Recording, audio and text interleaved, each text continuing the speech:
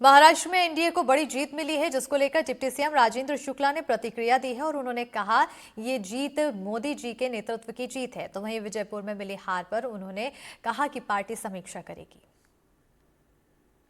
अब ये तो उपचुनाव है, वहाँ की स्थानीय जो परिस्थितियाँ हैं, कभी कभी समीकरण ये जीत हार के कारण हो सकते हैं और इसकी समीक्षा हो जाएगी। लेकिन 163 सीट जीत के हमारी जो सरकार बनी है और 29 में से 29 लोकसभा सीट जो हमने मध्य प्रदेश में जीती है, ये उसके सामने ये परिणाम मतलब बहुत ज़्यादा कल रीवा में आपके तकलीफ देने वाले नहीं है।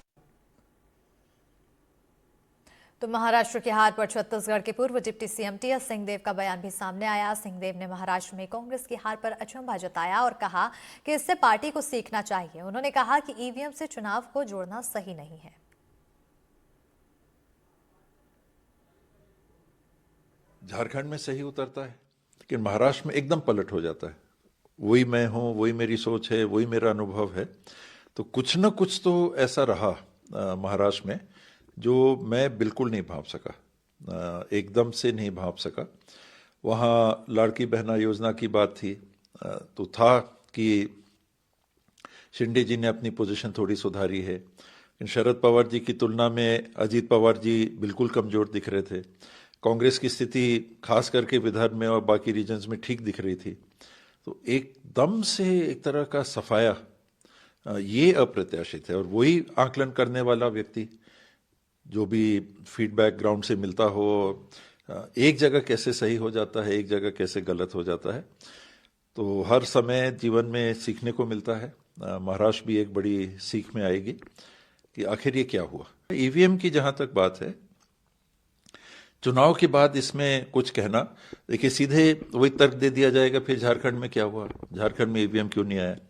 तो ये समय नहीं रहता है कि ईवीएम के बारे में अभी चुनाव परिणाम के साथ जोड़ के तार्किक कुछ बात की जाए। चुनाव का समय निकल जाए, कभी ईवीएम पे बात करने की बात हो।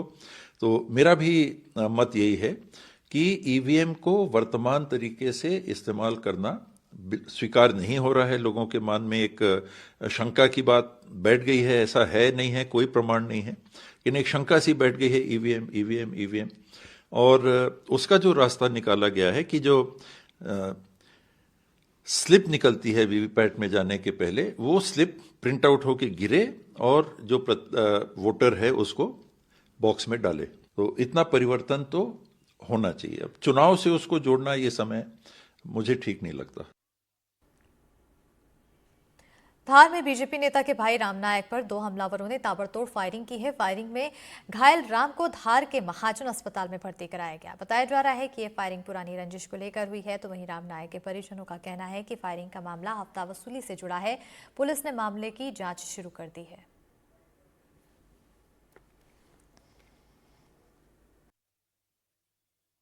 थाना कोतवाली की घोड़ा चौपाटी के पास सब्जी ठेलों के पास में एक गोली चालन की घटना कारित हुई है। हमने उसमें अपराध पंजीबद्ध कर लिया है और उसके कहे अनुसार अन्ना और दो अन्य व्यक्तियों के खिलाफ हमने प्रकरण पंजीबद्ध कर लिया है। हमारी टीमें रवाना है, जिससे उनको गिरफ्तार कर लिया जाएगा। मामला को गंभीरता से लिया जाएगा और शीघ्र गिरफ्तारी कर ली जाएगी। फरियादी के अनुसार अन्ना व दो अन्य व्यक्तियों के नाम है। हम तकनीकी साक्ष्यों के माध्यम से उसका काम करेंगे।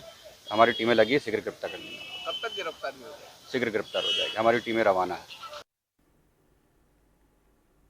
मनेन्द्रगढ़ चिरमिरी भरतपुर जिले में तैनात डिप्टी कलेक्टर प्रीतेश राजपूत पर रिश्वत मांगने के आरोप लग रहे हैं। केल्हारी स्थित कोरिया मिनी राइस मिल के संचालक नजीर अहमद ने आरोप लगाया कि डिप्टी कलेक्टर ने मिल के भौतिक सत्यापन के दौरान अनियमितताओं का हवाला देकर 15 लाख रुपए की मांग की। नजीर अहमद के अनुसार केल्हारी एसडीएम रहते हुए प्रीतेश राजपूत ने उनकी राइस मिल का निरीक्षण किया और 100 क्विंटल ज्यादा धान बताकर मिल को सील कर दिया। बताते चले कि बाद में मिल खोलने पर 1000 क्विंटल धान कम बताते हुए प्रीतेश राजपूत ने 15 लाख रुपए की मांग की। रुपए न देने पर एफआईआर करवाने और जेल भेजने की धमकी भी दी थी, जिसके बाद पीड़ित ने कलेक्टर को मामले की जानकारी दी है। उनके द्वारा मेरे राइस मिल पहले भौतिक सत्यापन किया गया, जिसमें 100 क्विंटल ज़्यादा बताया गया। उसके बाद मेरे मिल को सील कर दिया गया। और सील करके ताला चाबी उनके पास था पूरा। और फिर जब उनको खोला गया तो फिर उनका कहना है कि इसमें 1000 क्विंटल कम है। उसके एवज में एसडीएम साहब द्वारा मेरे से 15 लाख रुपये मांग किया गया। तो मांग करने के बाद क्या हुआ फिर उसमें आगे? मांग किया गया कि बोले अगर पेमेंट नहीं दोगे तो हम आपके ऊपर कार्रवाई करेंगे, आपको FIR करके अंदर करा देंगे। मुझे ऑडियो में उनकी कोई आवाज़ नहीं मिली। शिकायत अब तक आई थी? लेकिन शिकायत आई है, उसको मैं संज्ञान में लिया हूँ और उस पर चर्चा चल रही है।